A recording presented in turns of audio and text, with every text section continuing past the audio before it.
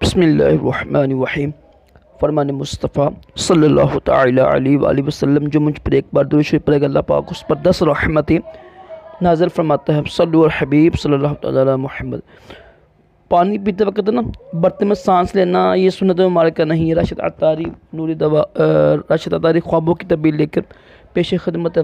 انشاءاللہ آج ہم سورہ یوسف اور سورہ رعد کی تعبیر سنیں گے کہ سورہ یوسف اور سورہ رعد کو خواب میں پڑھنا اس کی کیا تعبیر ہے۔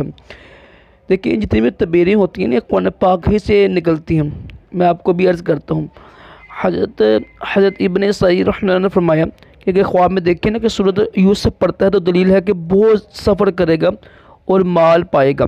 دیکھو اس تعبیر میں آپ کو پتہ ہے قرآن پاک کی یہ سورت پڑھے آپ سورہ یوسف، آپ کو پتہ ہوگا کنویں کے بعد کتنا لمبا سفر کیا، پھر وہ قید میں رہے، بعد میں پتہ بعد میں بادشاہ بن گئے تھے نا مصر کے، تو اس کی یہ قرآن پاک ہی سے اس کی تعبیر نکلتی ہے۔ آگے حضرت سیدنا ابراہیم کرمانی رحمہ اللہ فرمایا کہ رنج اور محنت کے بعد عزت اور بزرگی پائے گا اور اس کا بول بالا ہوگا۔ یہ بھی دیکھیں قرآن پاک میں ثابت ہے نا، ان کو غم ملا، بھائیوں سے غم ملا، انہوں نے بڑی محنت کی، پھر قید میں بھی بیچارے رہے، تو بس اللہ کے نبی تھے، بیچارے تو نہیں تھے، پر کیا ان کو بھی بزرگی ملی، عزت ملی نا، ماشاءاللہ ان کا بول بالا ہوا تھا۔ تو حضرت سیدنا جعفر صادق رحمہ اللہ فرمایا کہ ان بات کا سچا اور امانت دار ہوگا۔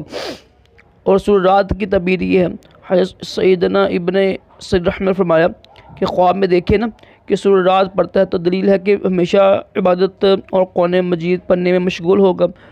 حضرت ابراہیم کرمانی رحمہ اللہ فرمایا کہ سورہ رعد خواب میں پڑھنا والا خیر کار اور اطاعت میں راغب ہوگا، یعنی دین میں نا اس کی یعنی دل لگے گا اس کا دینی کاموں میں۔ حضرت جعفر صادق فرمایا کہ دلیل ہے کہ اس کی عمر دراز ہوگی۔